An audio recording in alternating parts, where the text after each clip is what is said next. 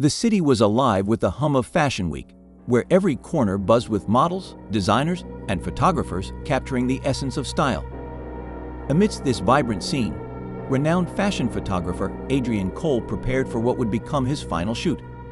If you'd like to continue the story or need assistance with other elements like character development, plot progression, or visual prompts, feel free to ask. Maya sat at the corner of Adrian's dimly lit studio, the scent of old camera film and coffee lingering in the air. The photographs he left behind were spread across the table like puzzle pieces, each one beautifully composed, yet haunting in a way she couldn't explain. Adrian had always been intense about his art, but these were something else entirely. They didn't feel like fashion shots. They felt like confessions. Every frame seemed to whisper a secret, like Adrian had been trying to speak through the images before he died. The note he left kept repeating in her mind. Asterisk, the truth is in the frame, but the story lies beyond it. Asterisk, Maya looked closer at one of the prints. It showed a model standing in an empty room with peeling wallpaper, her eyes focused on the lens. But in the corner, nearly blurred, was a small mirror reflecting someone else, a shadowy figure that didn't belong. She felt a chill crawl down her spine. Was that just a trick of the light, or had Adrian caught someone in the background? Someone watching. She pulled out her phone and took a photo of the image, zooming in. The figure was barely visible, but there was definitely something, or someone there. And that wasn't the only odd detail. In another image, the model held a glass of wine, yet in the reflection on the bottle, there was no wine at all, just a gloved hand gripping her shoulder, a hand that wasn't hers. Maya wasn't sure what she was looking at, but it was clear now that Adrian was trying to say something. He had captured more than models and designer clothes. These weren't mistakes, they were intentional, but who was he trying to warn or expose? Adrian's death had been labeled as suspicious, but without any obvious signs of struggle or a clear cause, the investigation had stalled. He had no family, few close friends, and even fewer enemies, or so people thought. Maya wasn't convinced. Adrian had been receiving strange messages weeks before his death. She remembered seeing him delete emails without opening them, his jaw tight, his mood shifting. One night, she'd asked him if everything was okay. He had just smiled, distant and distracted, and said, "Some things are better kept out of focus." Now, those words felt like a warning. She tucked the envelope into her bag and left the studio, the late evening chill wrapping around her. The city lights blurred behind tears she hadn't realized were forming.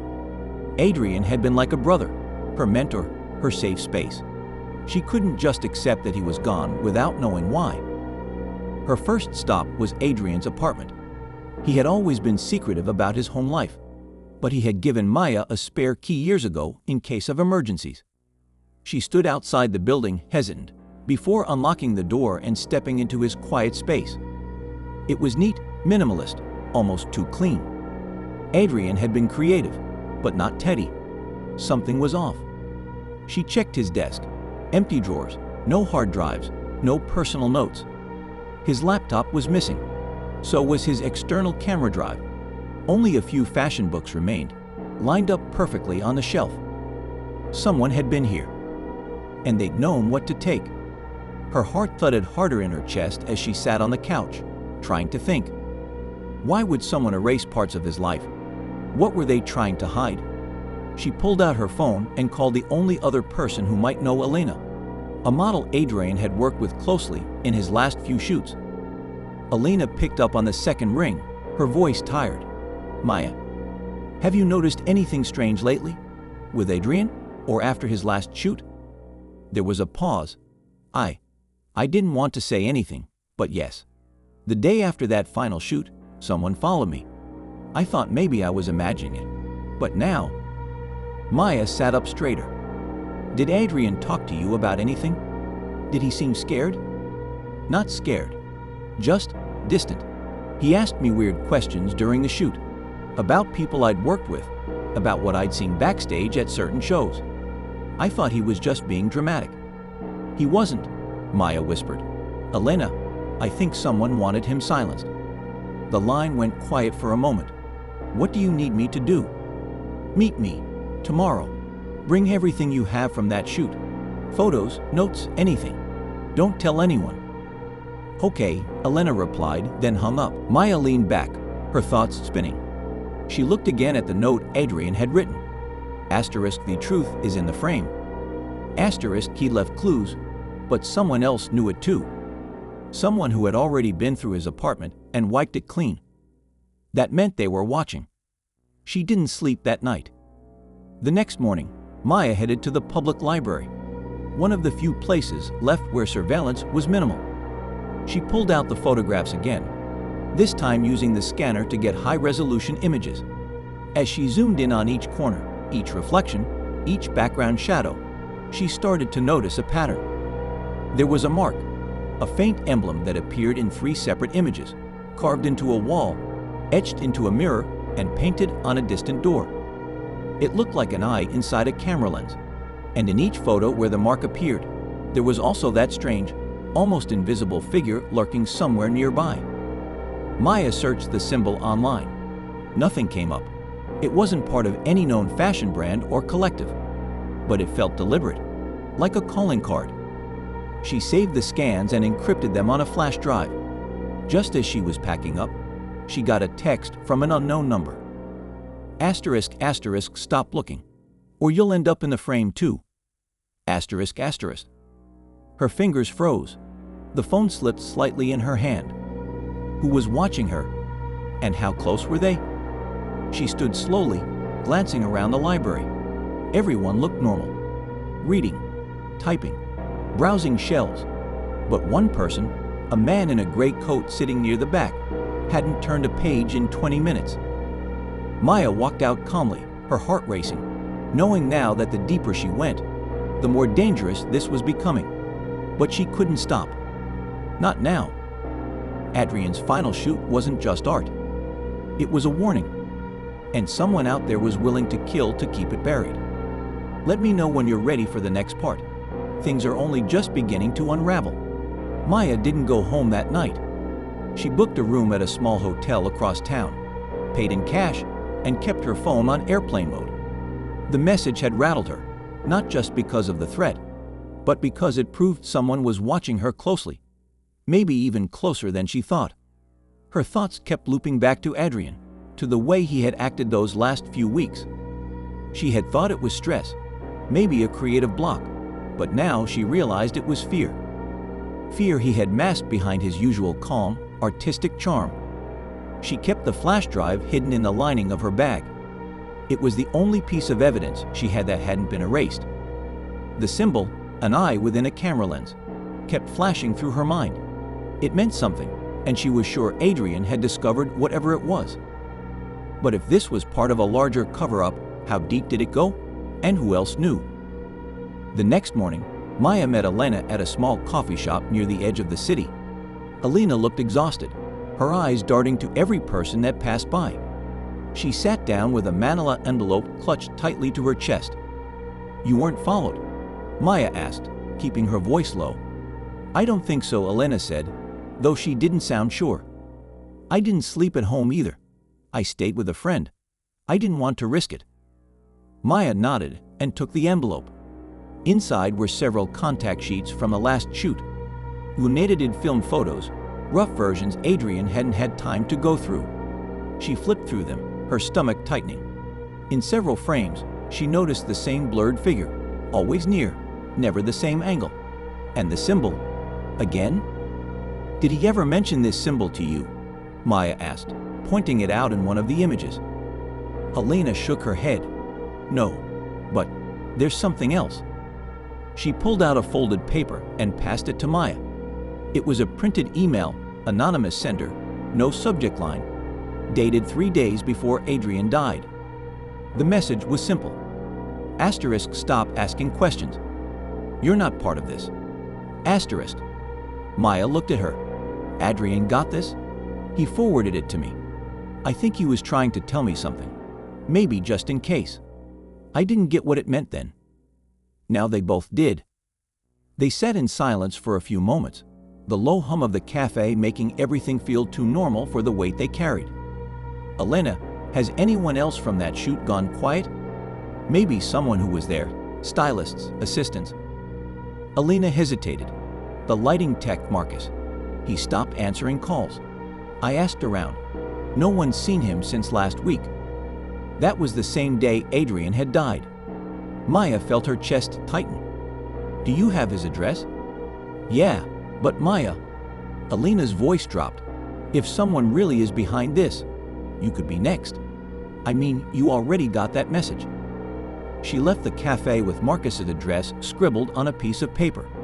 It was a small apartment in an industrial part of town. She waited until evening before going. She pressed her ear to the door. No time, he cut in, looking over his shoulder. They're not who you think they are. She narrowed her eyes. Who? Lux? No, he said quietly.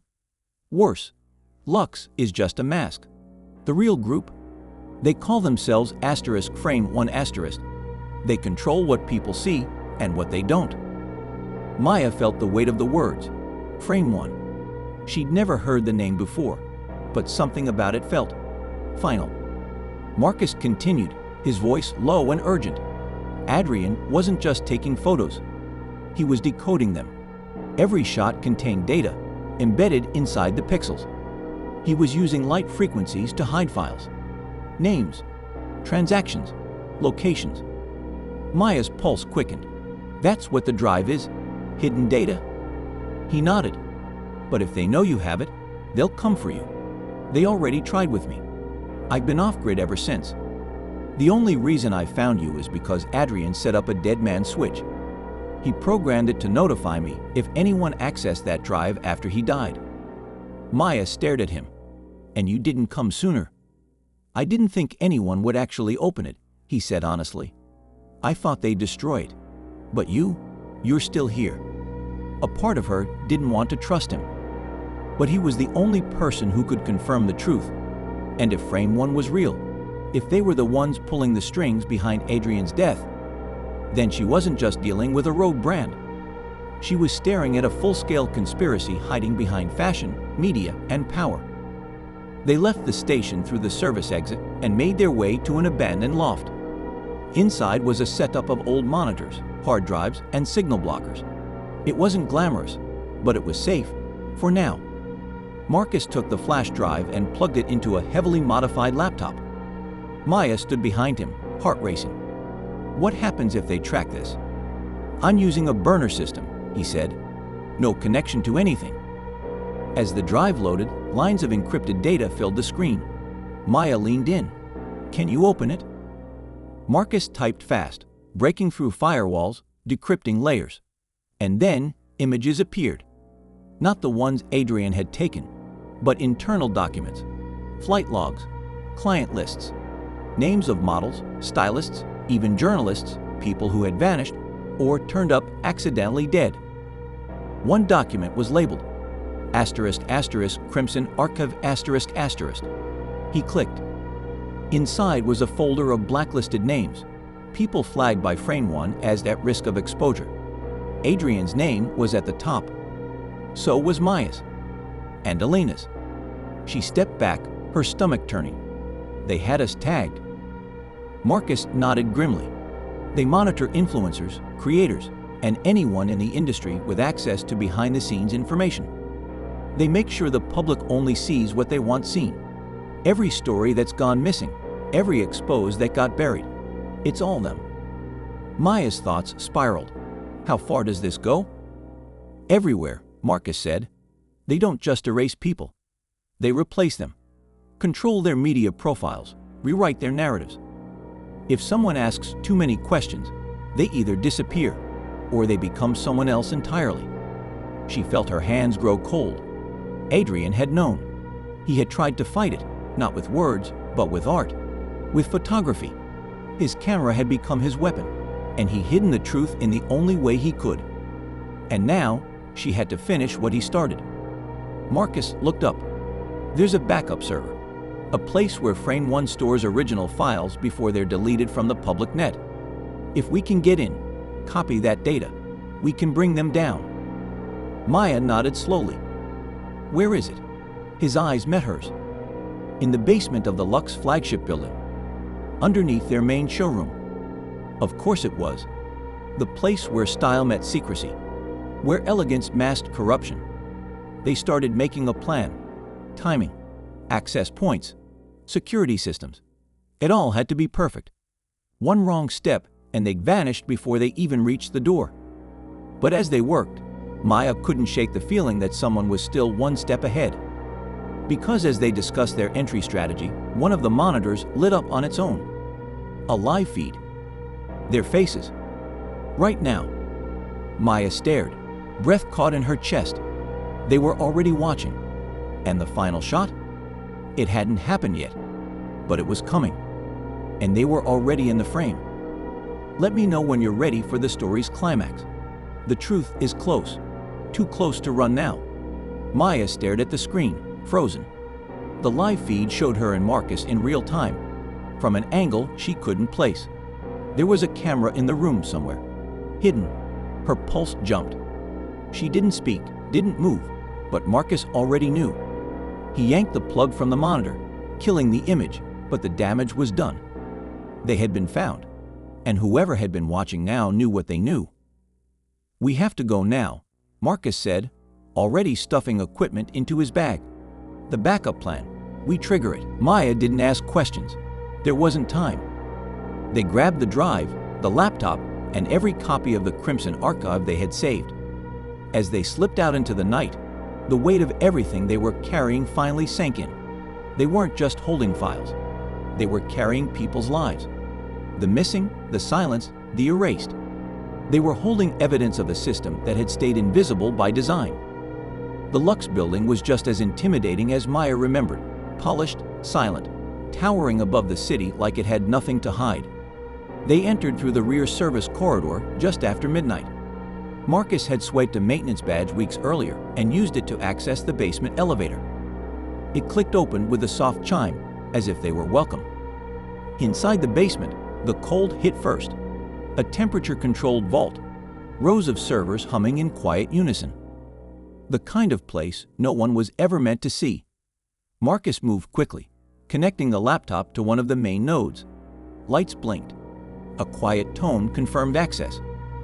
"We've got about 6 minutes before their system notices we're in," he muttered. Maya stood watch, her heart pounding. This was it, the moment everything would change. The truth, all of it, was being copied, secured, and prepared to be sent to trusted journalists and whistleblower networks Adrian had lined up long before. He planned for this. Even in death, he was still leading the way.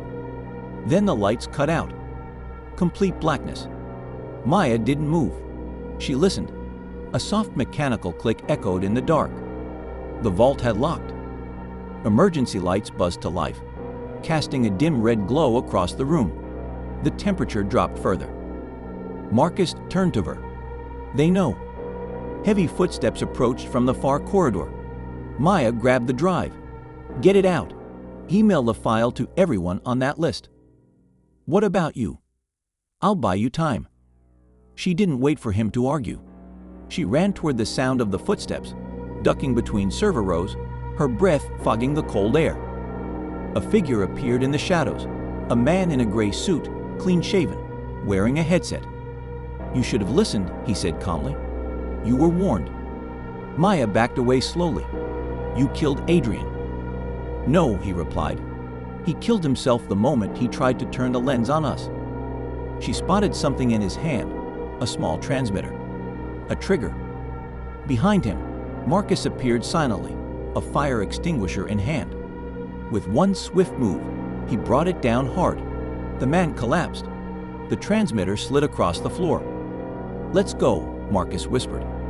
They raced back to the elevator, dragging the man's ID badge across the sensor. Nothing. Locked. The power was shifting. Lights flickered again. Maya yanked open the side panel near the emergency hatch. Inside, a manual override. Adrian had shown her something like this once, back when they scouted urban ruins for shoot locations. "Always find the failsafe," he'd said. With trembling fingers, she pulled the lever. The hatch opened. They climbed through the maintenance shaft, sweat and adrenaline blurring together as they scaled the narrow exit ladder. At the top, a ventilation grate. Marcus kicked it open. and they tumbled out into the dark alley behind the building. Sirens wailed in the distance, not police, but private security. They ran. Blocks away, safe for a breath, Marcus opened the laptop. The upload had finished. The Crimson archive was live. The truth was out. The next morning, Maya sat in a cafe downtown, a hoodie pulled low over her face. The news played quietly on the TV above the counter. Anonymous documents had leaked overnight, implicating executives, designers, sponsors, and even politicians connected to Frame One. The story was already going viral. Faces were being identified. Questions were being asked. And then came the twist. A second leak, this one traced back to a separate source, released a video clip. Not Adrian's goodbye message, but footage of Maya inside the Lux building, carrying the drive, editing the files. The narration was altered. Her voice was spliced. It painted her as the orchestrator of a media stunt, a digital saboteur working against the progress of the fashion world. They had turned the lens back on her. Frame One's real power wasn't just in hiding the truth, it was in shaping a new one. Maya watched in silence. Outside, people passed her by, unaware of the war she was still fighting. The truth was free. But the story, they still owned that. And Maya realized she was now the final frame, not a photographer, not a guest, a target. And the camera never stops. Let me know if you'd like an epilogue, visual prompts, or teaser lines for your next story. The asterisk Crimson whispers asterisk never truly end. Maya stayed in the cafe long after the news stopped playing. Her coffee had gone cold, untouched, the world outside moving as if nothing had changed. But for her, everything had. The truth was out there, yes, but so was a version of her that wasn't real. Frame One had twisted the story one last time, editing her into their villain. Her name was now a trigger in comment sections, her face used in manipulated thumbnails and split-screen debates on morning news. Still, she had no regrets. The people who needed to see the truth had seen it. Survivors of the industry had started speaking out. Anonymous accounts were opening up about similar experiences. Models, assistants, even executives. There was noise now. And from that noise, something had begun to grow. A resistance. One that couldn't be silenced by edicts or carefully placed headlines. Marcus had gone underground again. They both knew their safety was temporary. But he left her with one final copy of the archive, burned onto an analog reel. Old tech, he said with a tired smile. They can't rewrite film. Maya kept it hidden, not for revenge or exposure, but as a reminder. A reminder that truth didn't just live in data. It lived in people who were brave enough to remember. Alina moved out of the city. She gave up modeling and started teaching photography to underprivileged kids, saying she wanted to help others learn how to see, not just be seen. They kept in touch sometimes. Quiet texts, check-ins. Maya was glad she'd found peace. As for Maya, she disappeared from public view. No more posts, no interviews. She didn't need an audience anymore. She started traveling, camera in hand, taking photos for herself. Real ones. Not glossy, not staged. Just moments. Sunlight through windows. Laughter at street corners. Hands held tightly across cracked cafe tables. Life unfiltered. And sometimes, when she looked through her lens, she thought of Adrian. The way he used to pause before every shot, like he was listening for something only he could hear. She hoped, wherever he was, he knew she had finished it, that the frame he started was finally complete. The story of Frame One faded from the headlines in time, as all stories do. But the impact remained.